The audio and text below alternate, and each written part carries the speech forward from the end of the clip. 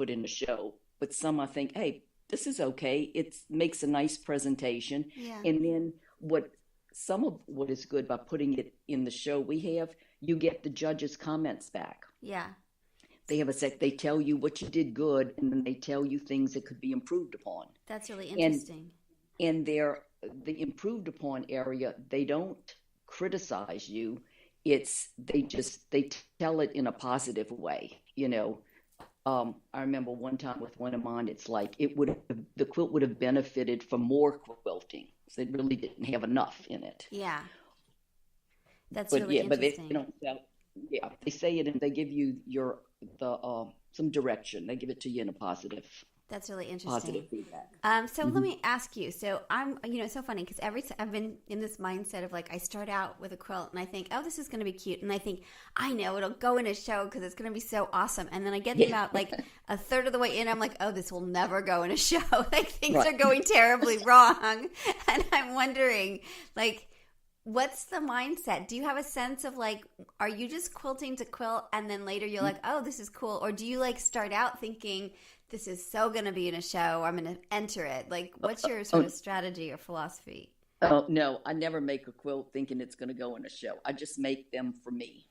Either Yeah, because I like the pattern, I like the fabric, or maybe I'm making one as a gift for someone.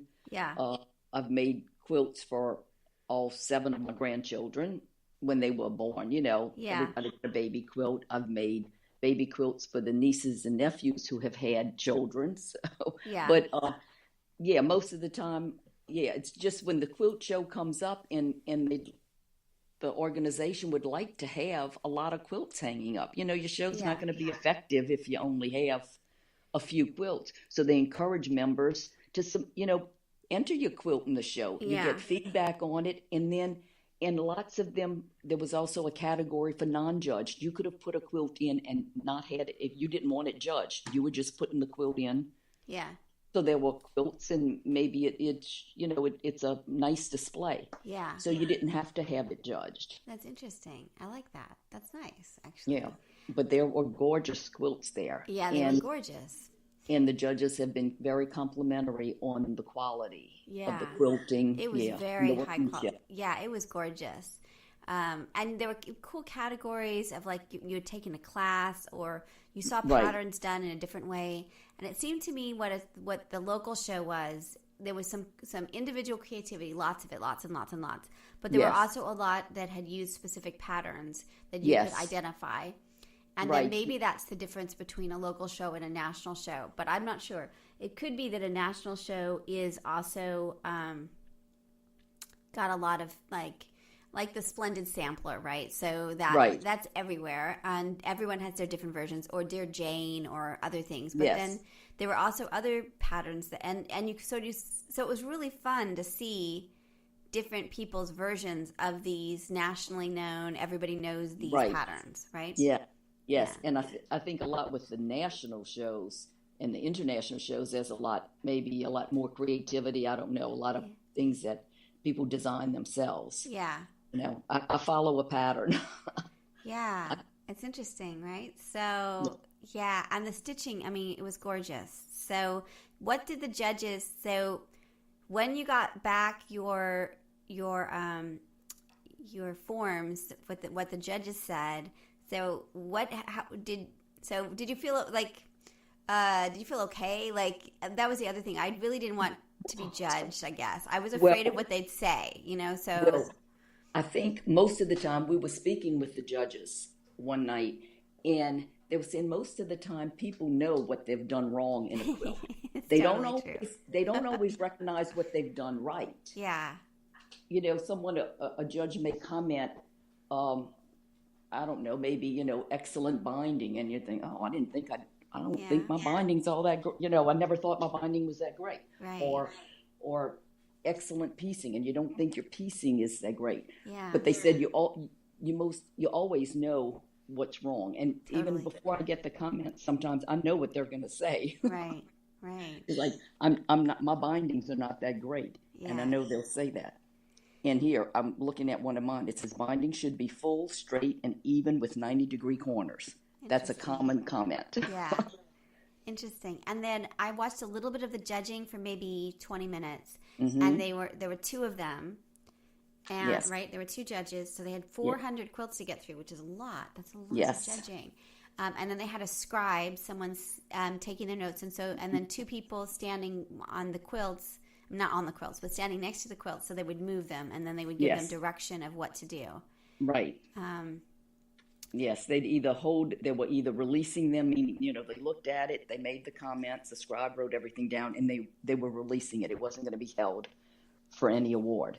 And yeah, in one category, then they may hold, depending how many quilts, if there were let's say 12 quilts in a category, they yeah, may hold 4 or 5, maybe even 6, that as they saw them, they like, this is a possibility for an yeah, award in this category. So maybe they held 6 quilts, and then when they finished the category, they'd go back and look at those quilts and then decide, if there's a first, second, and third, release right. the others. And then they may even hold again if one of those was going to be considered for one of, we call it the Rosette winners, one of the big winners. Right.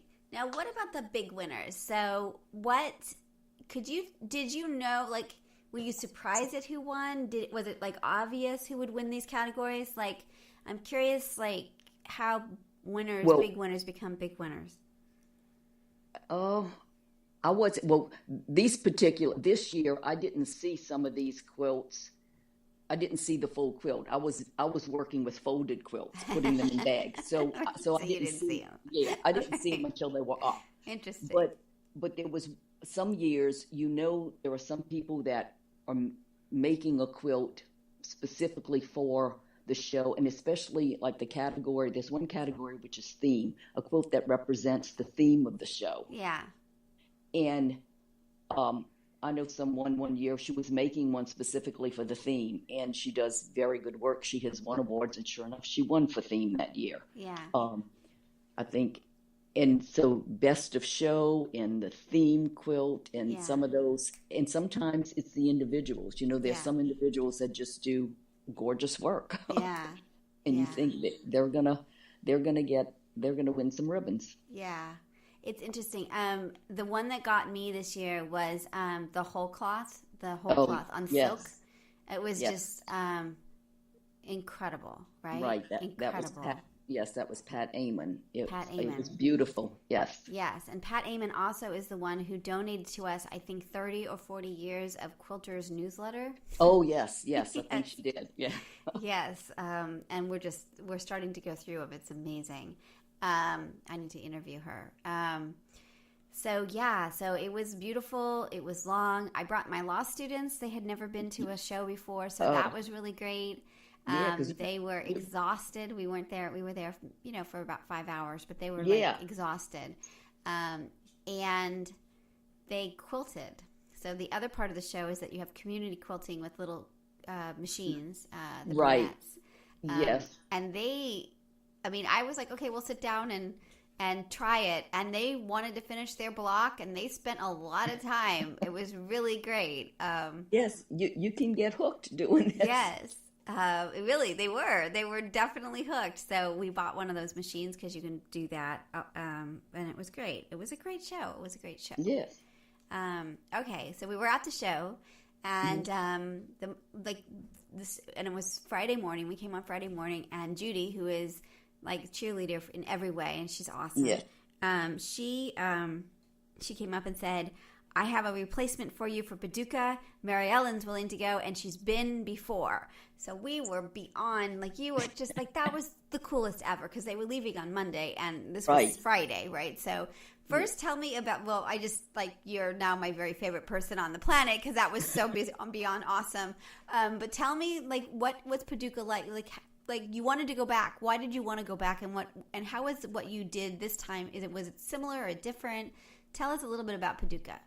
Well, this time was different because the first time I went, it was a group on a bus. Oh, And so, yeah, we stayed at a hotel, and then the bus dropped us off in one place at 9 o'clock in the morning or whatever time, and then picked us up when the show closed at 6.